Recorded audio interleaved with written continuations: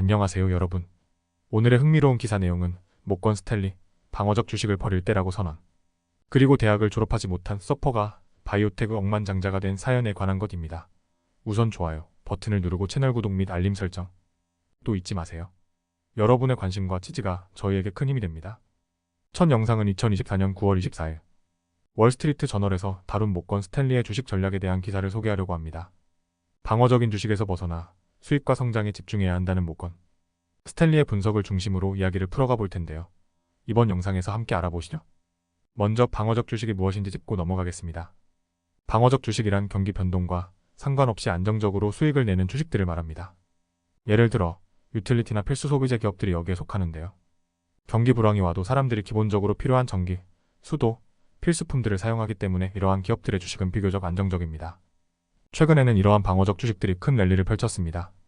특히 유틸리티 주식은 26%나 상승했고 필수 소비재 주식도 15%의 수익률을 기록했습니다. 하지만 모건 스탠리의 마이클 J. 윌선 전략가는 투자자들에게 방어적인 자세를 버리고 수익과 성장이 확실한 주식에 집중하라고 조언했습니다. 그는 방어적 주식이 최근 수익률에 비해 지나치게 비싸졌다고 지적하며 방어적 주식에 대한 투자를 줄이고 순환적인 성장주를 주목할 것을 권장했습니다. 순환적 주식은 경제 상황에 따라 변동성이 크지만 성장 가능성이 높은 주식들입니다. 또한 연방준비제도의 금리 인하가 방어적 주식에 미치는 영향을 짚어볼 필요가 있습니다.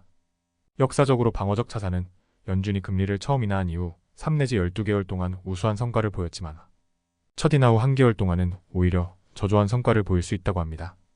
즉, 연준의 금리 인하가 무조건적으로 방어적 주식에 유리한 상황은 아니라고 볼 수 있습니다.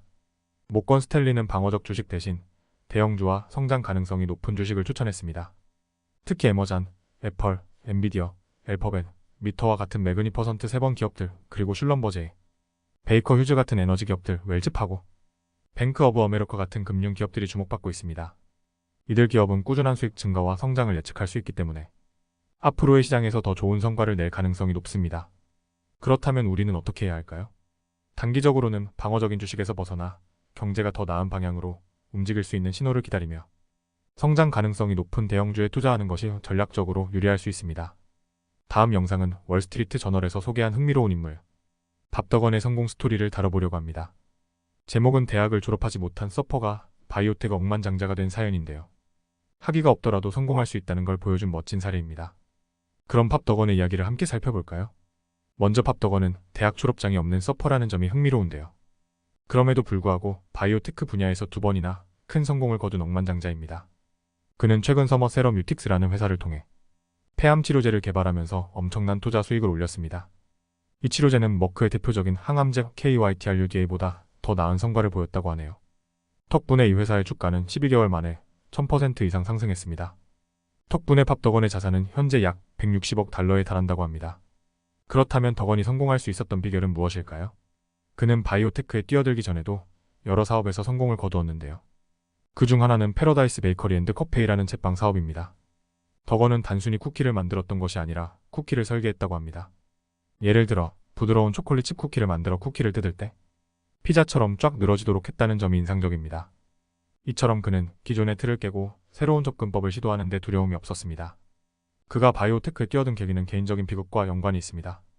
아들이 뇌암으로 사망한 경험이 그를 바이오테크에 관심을 갖게 했고 그는 PHARMACYCLICS라는 작은 바이오테크 회사를 인수했습니다. 이 회사는 여러 번의 실패를 겪었지만 결국 백혈병 치료제 IMBR UVICA를 개발하게 되었고 이는 나중에 210억 달러에 팔리면서 덕건은 또 한 번의 큰 성공을 이뤘습니다. 그럼 덕건의 성공 비결은 무엇일까요? 전문가들은 그가 언제 올인할지와 후퇴할지를 아는 능력이 뛰어나다고 평가합니다. 덕건은 자신만의 철저한 분석을 통해 큰 결정을 내릴 줄 아는 사람입니다. 예를 들어 공유결합이라는 생명공학의 어려운 개념에 대해서도 깊이 파고들어 아스피린과 페니실린 같은 약물도 공유결합을 사용한다는 사실을 발견했죠. 이처럼 그는 단순히 운에 맡기는 것이 아니라 깊이 있는 분석과 과감한 결단으로 성공을 일궈냈습니다. 밥더건의 최신 투자 IVONESCIMAB라는 항암제는 PD-1이라는 단백질에 결합해 암세포를 공격하는 면역치료제입니다. 이 약물은 또 다른 단백질인 VEGF도 차단해 암세포가 혈액을 공급받지 못하도록 만드는데요.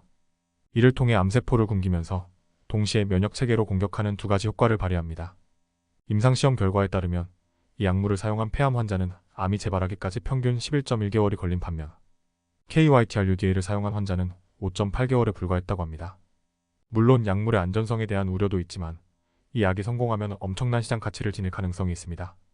덕원이 운영하는 서머세러뮤틱스는 현재 많은 관심을 받고 있는데요. 이 회사가 얼마나 큰 성공을 거둘지는 아직 미지수입니다. 하지만 그의 성공 스토리는 학위나 전통적인 배경 없이도 열정과 끈기, 그리고 새로운 접근법으로 성공할 수 있다는 것을 보여줍니다. 오늘은 여기까지입니다. 다음 영상에서 더 유익하고 흥미로운 내용으로 찾아뵙겠습니다. 이 영상은 투자 의견이 아닙니다. 매우 감사합니다.